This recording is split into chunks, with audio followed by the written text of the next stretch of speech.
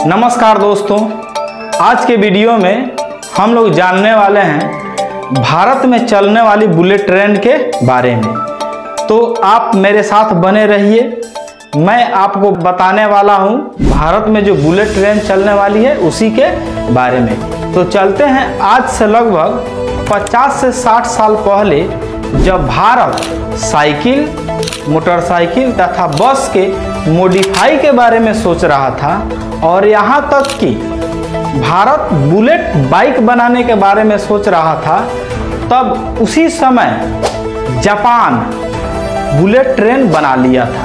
अब इससे आप अंदाज़ा लगाइए कि उस समय का टेक्नोलॉजी जापान का क्या था और अब क्या होगा।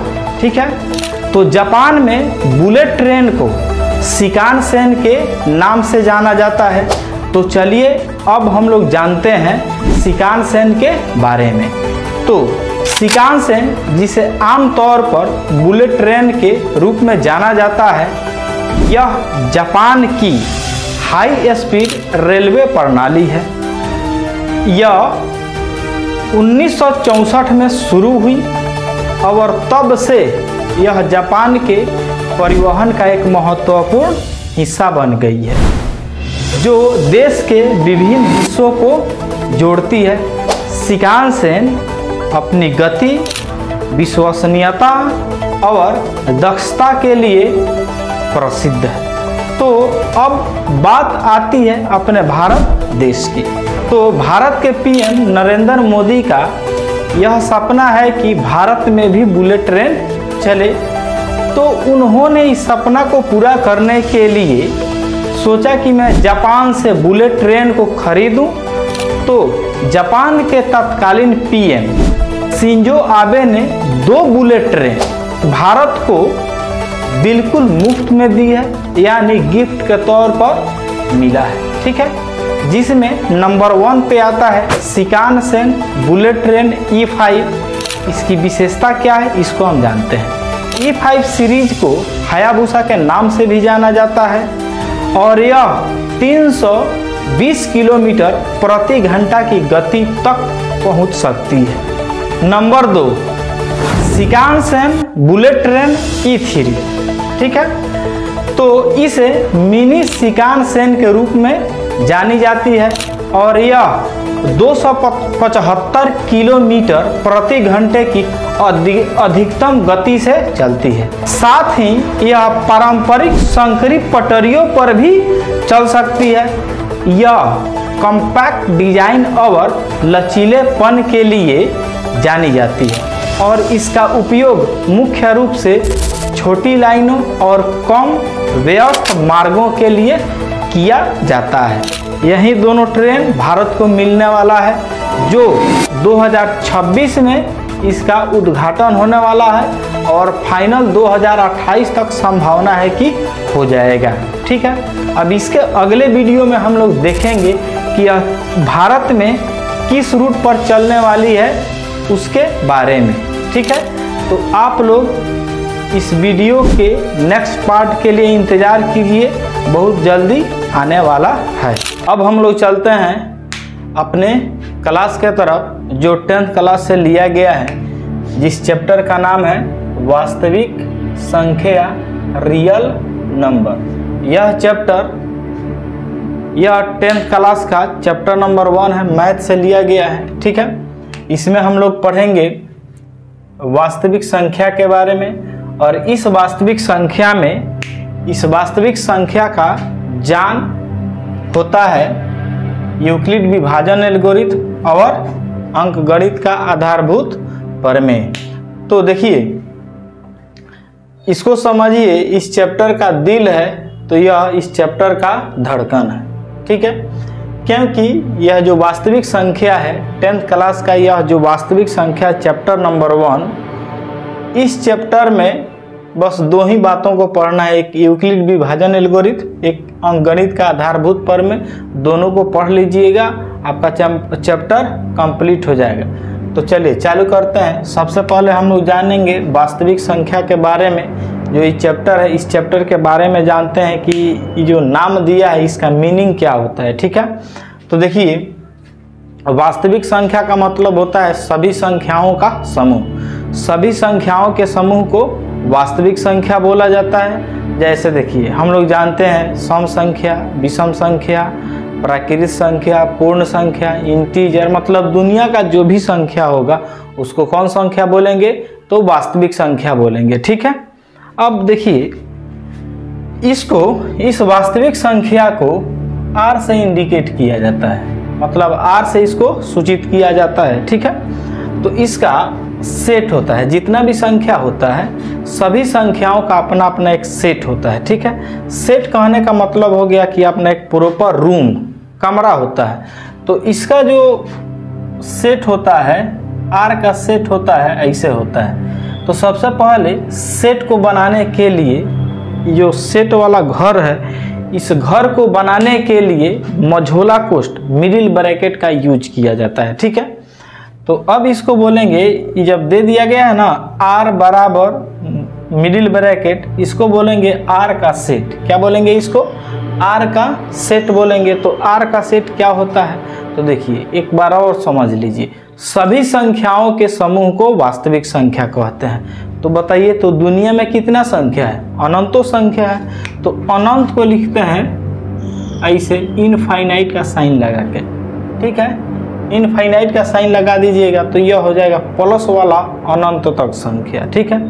उसके बाद में देखिए वास्तविक संख्या में सिर्फ प्लस वाला संख्या नहीं होता है, प्लस के साथ साथ में अनंत तक माइनस वाला भी संख्या होता है। तो यहाँ पे यदि ऐसे लगा दीजिएगा, माइनस इनफाइनाइट लिख दीजिएगा, तो अपना सेट तैयार हो जाएगा। किसका? तो r का सेट अब बन गया क्या? Minus infinite two plus infinite. ठीक है। तो r का सेट क्या बन गया? माइनस इनफाइनाइट से प्लस इनफाइनाइट। यही होता है अपना r का सेट। अब इसका यदि परिभाषा आप लोगों से पूछा जाए तो कैसे बताइएगा? तो ऐसे लिखिएगा, सभी संख्याओं के समूह को वास्तविक संख्या कहते हैं। पर अगर आप चेंज कीजिएगा, इसे r से सूचित किया जाता है। जैसे में लिख लीजिएगा r का सेट माइनस इनफाइनाइट से प्लस इनफाइनाइट तक। ठीक है। तो यही है वास्तविक संख्या। अब हम लोग इस वास्तविक संख्या में पढ़ेंगे किसके बारे में? तो यूक्लिड विभाजन के बारे में पढ़ेंगे। ठीक है। उसके बाद में अंकगणित का आधारभूत प्रमेय के बारे में पढ़ेंगे। तो यहाँ पे थोड़ा सा टेलर आप लोग देख लीजिए।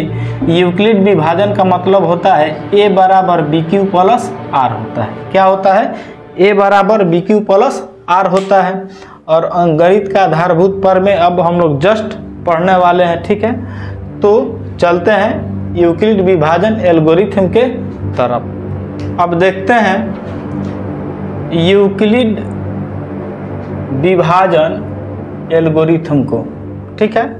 इसको इंग्लिश में बोला जाता है यूक्लिड डिवीजन एल्गोरिथम, चाहे यूक्लिड डिवीजन लीमा भी इसको बोला जाता है। ठीक है। तो देखिए इसका एक डिफिनीशन लिखा गया है। इसके बारे में लिखा गया है कि दो धनात्मक पूर्णांक, कितना धनात्मक पूर्णांक? दो धनात्मक पूर्णांक a और b के लिए एक ऐसी अद्वितीय पूर्ण संख्या विद्यमान है q और r, जहां a बराबर बी क्यू प्लस आर हो। ठीक है। देखिए दो धनात्मक पूर्णांक a तथा b के लिए ऐसी अद्वितीय पूर्ण संख्याएं q एवं r विद्यमान है कि a बराबर बी क्यू प्लस आर, जहां 0 से बड़ा या बराबर r से बड़ा b। ठीक है। चलिए इस बात को हम लोग समझते हैं। ये तो समझ में नहीं आ रहा होगा। इस बात को हम लोग समझते हैं कि a, b, q और r क्या क्या होता है, इसको देखते हैं। तो देखिए सबसे पहले एक समझ जाइए बात को, इसको गोली मारिए। ठीक है। इसको गोली मारिए, इसका मतलब समझ जाइए। यूक्लिड विभाजन एल्गोरिथम का मतलब क्या होता है? यह एक विधि होता है जिस विधि के माध्यम से हम लोग HCF निकालने का काम करते हैं। HCF निकालने का काम करते हैं। बस इसका दूसरा कोई मैथ में रोल नहीं है। बस इसका रोल क्या है? इस विधि से आप सिर्फ HCF निकालिएगा। ठीक है ना। तो यह क्या है, तो एचसीएफ निकालने का एक विधि है, इतना याद रहना चाहिए। यूक्लिड विभाजन एल्गोरिथम क्या है, तो एचसीएफ निकालने का एक विधि है, ठीक है।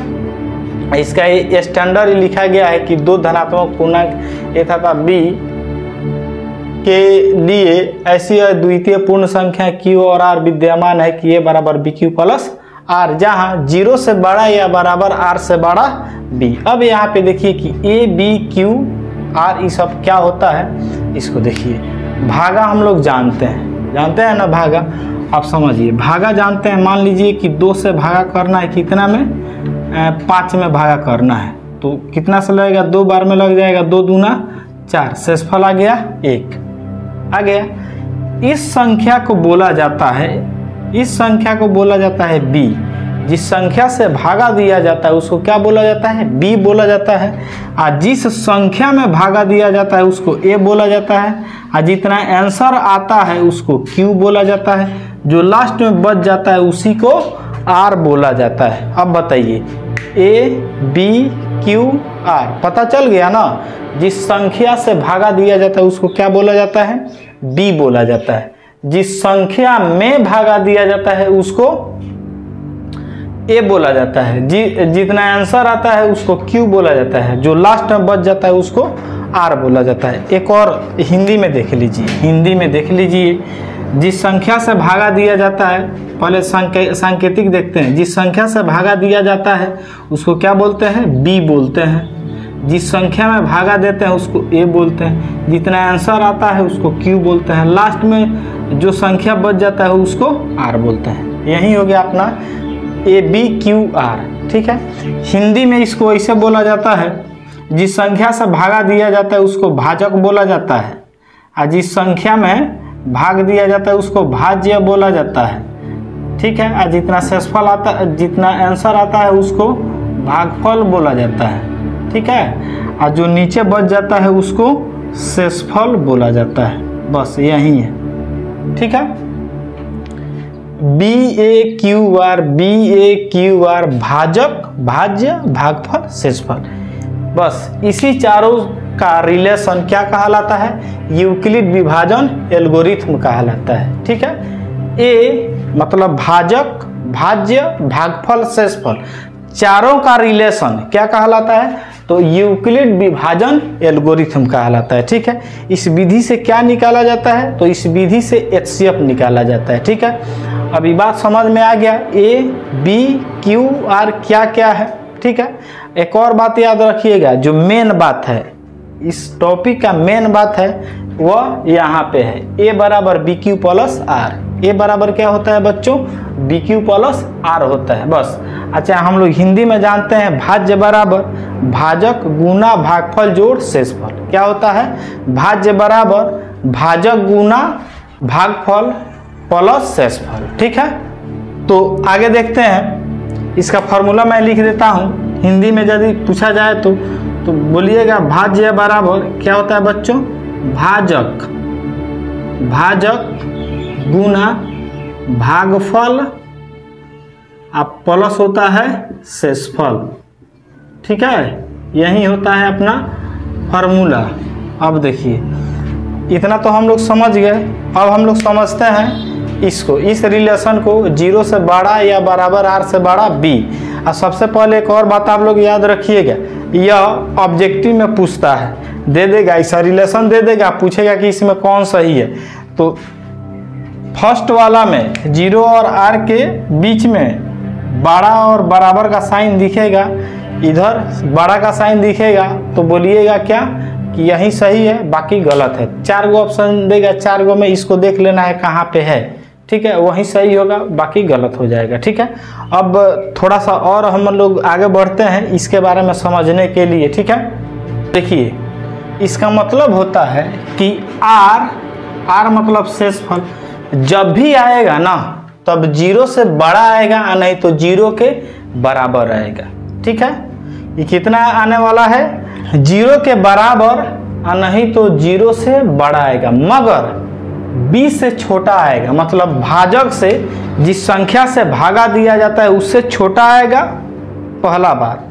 जीरो के बराबर आएगा दूसरा बात, चाहे जीरो से बड़ा आएगा तीसरा बात। बस जैसे देखिए 2 से हम भागा करते हैं किसी संख्या, मान लीजिए कि 7 में डिवाइड मारते हैं, ठीक है, तो 2 तिया 6, शेषफल 1 है। देखिए तो 0 से ज़्यादा है, 0 से ज़्यादा है ना, उसके बाद में देखिए तो 0 से ज़्यादा आएगा, और जब इसको 6 बना दे तब कितना आएगा, तो 0 आ जाएगा।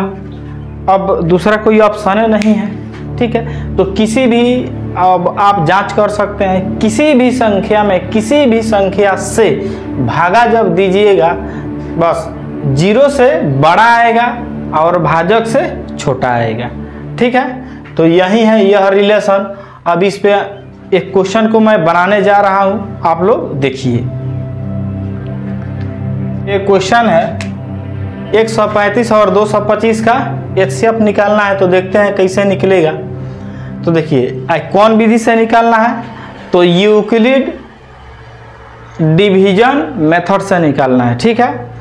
तो देखिए इसमें फार्मूला होता है a बराबर BQ प्लस R, उसी पे हम लोग बनाने वाले हैं इसको। तो देखिए सबसे पहला काम यह कीजिएगा, अभी चाहे साधारण आप लोग सीख लीजिए, उसके बाद में जब चैप्टर चालू होगा, अब इसके बाद में जब थ्योरी खत्म हो जाएगा तो चैप्टर चालू होने वाला है, ठीक है। तो देखिए इसमें क्या करेंगे कि छोटा वाला संख्या से भागा दिया जाता है ना, छोटा वाला संख्या से बड़ा वाला संख्या में भागा दिया जाता है, ऐसे भागा दे देंगे।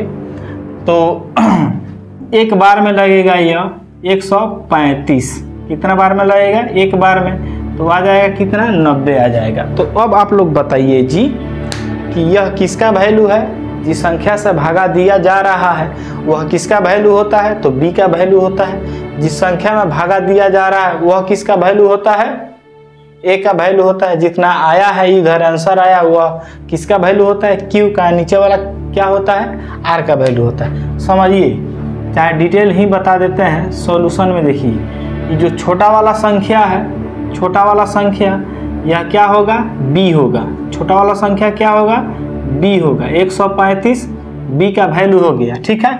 उसके बाद में यह जो बड़ा वाला संख्या है, बड़ा वाला संख्या इसको बोला जाता है ए, ठीक है।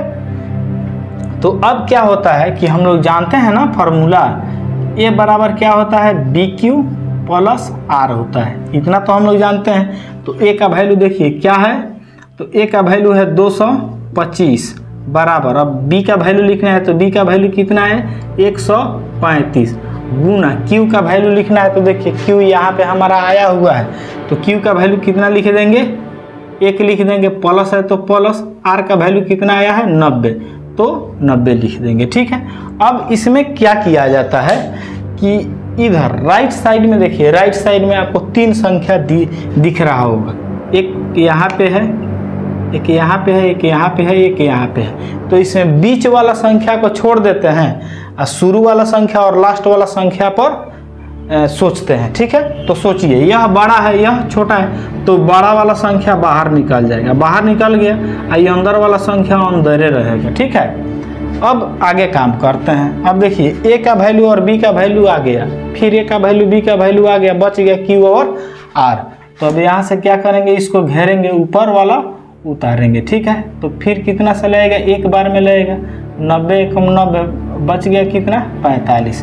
अब देखिए तो अब इसमें 90 में कितना से गुना किया जाएगा, तो 1 से गुना किया जाएगा, प्लस अब शेषफल कितना है, 45 है, तो यहाँ पे लिख देंगे 45। अब देखिए तो किसके किसके बारे में सोचेंगे, एक यहाँ पे संख्या, एक यहाँ पे, एक यहाँ पे, किसके किसके बारे में, तो शुरू वाला और लास्ट वाला। तो हमेशा शुरू वाला बड़ा आता है, तो इसको बाहर निकाल देंगे और इसको अंदर ही रखेंगे, ठीक है। अब देखिए इसको क्या करेंगे, फिर घेरेंगे और ऊपर से उतारेंगे कितना, 90। तो 45 दूना 90 होता है, कट गया, 0 आ गया। तो बताइए 45 में कितना से गुना हुआ है, 2 से, अब प्लस शेषफल कितना आया है, 0 आ गया है, कट गया है, 0 आ गया है। अब हमारा काम स्टॉप हो गया। अब देखते हैं कि आंसर कितना आता है। तो आप लोग बताइए आंसर कितना आता है। तो आंसर जिस संख्या से भाग देने पर कटता है वही संख्या एचसीएफ कहलाता है। तो देखिए जो बराबर के पास में रहेगा ना, बराबर के पास में रहेगा उसी को क्या बोलेंगे, एचसीएफ बोलेंगे, ठीक है। तो इसलिए लिखेंगे एचसीएफ ऑफ 135 और 225। बराबर कितना हो जाएगा, तो 45 हो जाएगा। यही अपना आंसर हो गया। ठीक है, अब हम लोग तो ये जान गए यूक्लिड विभाजन एल्गोरिथम जान गए। अब हम लोग जानेंगे अंकगणित का आधारभूत प्रमेय कि वह क्या होता है। ठीक है, अब हम लोग चलते हैं नेक्स्ट टॉपिक के तरफ, जो है अंकगणित का आधारभूत प्रमेय। ठीक है, तो इसमें क्या होता है, तो इसको जानने के पहले आप लोगों को यह पता होना चाहिए कि भाज्य संख्या क्या होता है और अभाज्य संख्या क्या होता है। ठीक है, यदि आप लोगों को पता नहीं होगा तो इसके जस्ट पीछे वाला वीडियो में इस सब के बारे में पूर्ण संख्या, प्राकृत संख्या, भाज्य संख्या, अभाज्य संख्या, सम संख्या, विषम संख्या सबका वीडियो डाल दिया गया है। आप लोग वहाँ पे जाकर देख लेते हैं। लेकिन यहाँ पे मैं बता देता हूँ कि भाज्य संख्या किसको बोलते हैं। भाज्य संख्या उस संख्या को बोलते हैं जो किसी दूसरे पहाड़ा में रहता है, किसी दूसरे संख्या के पहाड़ा में रहता है, उसी को बोलते हैं भाज्य संख्या। जैसे देखिए भाज्य संख्या को यहाँ पे हम दिखाते हैं, भाज्य संख्या को। ठीक है, तो भाज्य संख्या को देखने के लिए आप लोगों को देखिए पता होना चाहिए कि कौन संख्या किसके पहाड़ा में है, कौन संख्या किसके पहाड़ा में नहीं है। तो देखिए 2 किसी संख्या के पहाड़ा में है तो नहीं है, 2 खुद के पहाड़ा में है तो इसको भाज्य संख्या नहीं बोलेंगे। 3 किसी संख्या का पहाड़ा में है, नहीं है, सिर्फ अपने ही पहाड़ा में है। 1 को छोड़कर 4 किसी संख्या का पहाड़ा में है तो हाँ है, 4 किसी संख्या के पहाड़ा में है। किसके पहाड़ा में है, तो 2 के पहाड़ा में यह है। 5 है, नहीं है। 6 है, 2 के पहाड़ा में और 3 के पहाड़ा में। 7 नहीं है, 8 है, 2 के पहाड़ा में, 4 के पहाड़ा में। 9 है, 3 के पहाड़ा में। 10 है, 2 के पहाड़ा में और 5 के पहाड़ा में। तो जो संख्या किसी दूसरे संख्या के पहाड़ा में रहता है उसी को बोलते हैं भाज्य संख्या, और जो संख्या किसी दूसरे संख्या के पहाड़ा में नहीं रहता है उसको बोलते हैं अभाज्य संख्या। ठीक है, तो अब देखिए, अब आप लोगों को ये बात समझ में आएगा कि अंकगणित का आधारभूत प्रमेय क्या है। तो इसका डिफिनीशन होता है, बहुत प्यारा डिफिनीशन होता है कि प्रत्येक भाज्य संख्या को, प्रत्येक भाज्य संख्या को, पहाड़ा वाला संख्या को, प्रत्येक भाज्य संख्या को उसके अभाज्य संख्याओं के गुणनफल के रूप में व्यक्त किया जा सकता है। यही है क्या, तो अंकगणित का आधारभूत प्रमेय। चलिए अब इसको देखते हैं, इसका क्वेश्चन देखते हैं। अब मान लीजिए क्वेश्चन में है 16, क्या है, 16 है। अब इसको अंकगणित का आधारभूत प्रमेय पर इसको सेटिंग करना है, तो इसके लिए चाहिए आपको prime factorisation method. Prime factorisation method को ही अंकगणित का आधारभूत प्रमेय बोला जाता है। तो देखिए, तो 16 का यदि निकालें तो 16 का ऐसे लिखेंगे, यही ना होता है प्राइम फैक्टराइजेशन, अभाज्य गुणनखंड। तो देखिए 2 से लग जाएगा इसमें, 2 से 2 8 16, फिर 2 से लग जाएगा, 2 चौका 8, फिर 2 से लग जाएगा, 2 दूना 4। तो यहाँ पे लिख देंगे, इसलिए 16 बराबर कितना आ गया, तो 2 गुना 2 गुना 2 गुना 2, यही है। देखिए तो यह भाज्य संख्या है, इसको अभाज्य संख्या के गुणनफल के रूप में सजा दिए कि नहीं, तो ये काम हो गया। इसी को बोला जाता है अंकगणित का आधारभूत प्रमेय। ठीक है, इतना बात क्लियर हो गया। एक और हम बताते हैं, मान लीजिए कि 60 है, कितना है, 60 है। तो 60 का बनाइएगा तो 2 से लगेगा, तो 2 से 30 दूना 60, फिर 2 से लगेगा 15 दूना 30, फिर अब 3 से लगेगा 3 5 15, अब नहीं लगेगा तो लिखेंगे, इसलिए 60 बराबर 2 गुना 2 गुना 3 गुना 5। यह क्या है, तो यह है अंकगणित का आधारभूत प्रमेय। ठीक है, तो हम लोगों ने इस क्लास में देखा वास्तविक संख्या का थ्योरी। ठीक है, जिसमें वास्तविक संख्या के बारे में हम लोगों ने देखा, यूक्लिड विभाजन एल्गोरिथम के बारे में देखा और अंकगणित का आधारभूत प्रमेय के बारे में देखा, जो इस चैप्टर का जान है, दिल और प्राण है। ठीक है, तो इतना बात आप लोग अपने जेहन में, दिमाग में रख लीजिएगा, क्योंकि इसके अगले वीडियो में क्लास चालू होगा तो उसमें एक्सरसाइज को हम लोग डील करेंगे, एक्सरसाइज को बनाएंगे। ठीक है, thanks for watching this video.